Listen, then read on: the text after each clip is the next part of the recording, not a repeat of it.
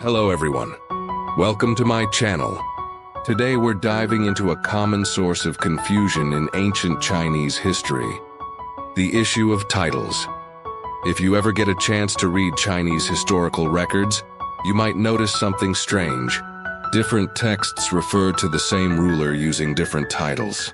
For example, Qin rulers are sometimes called Duke of Qin, Qin Gong, and other times Earl of Qin, Qin Bo. The same inconsistency appears in other states as well. This can make it difficult to understand their actual rank. But here's the thing. It's not a mistake. This inconsistency was intentional. If you feel confused, that's exactly the point.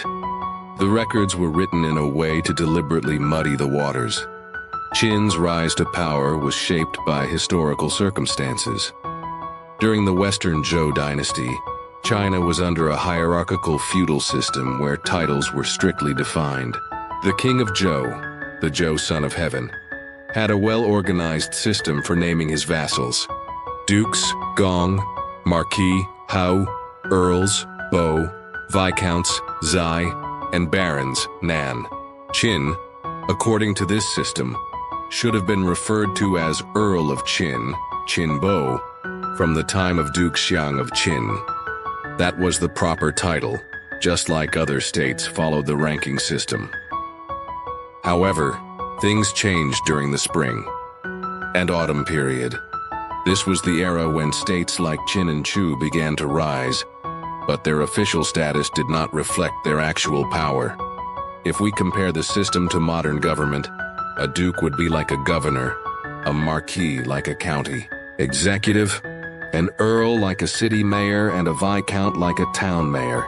In this comparison, Qin was just a city mayor while Chu was a town mayor, yet both were far more powerful than many governors. You can imagine how frustrating that must have been for them. Qin officially started recording its history in the 13th year of Duke Wen of Qin. But under the strict Zhou hierarchy, only kings and dukes had the privilege of keeping historical records. Lower-ranked states weren't supposed to have their own official historians. Writing history was a privilege reserved for the higher nobility. But Qin, recognizing its growing strength, broke this rule. When Qin began documenting its history, it deliberately blurred the distinction between rank and title.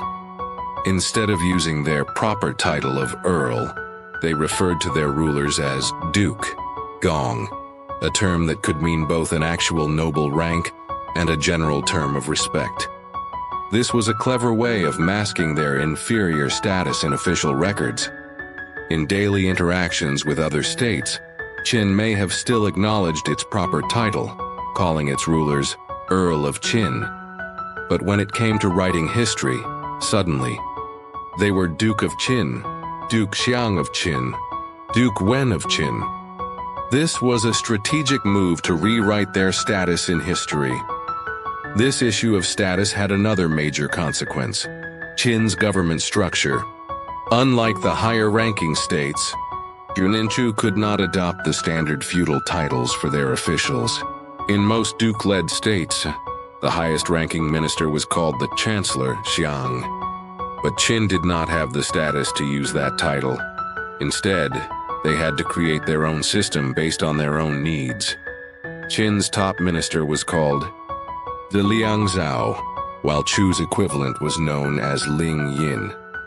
These unique titles were not an indication of them being outsiders, but rather a reflection of how they developed their own administrative structures to suit their circumstances.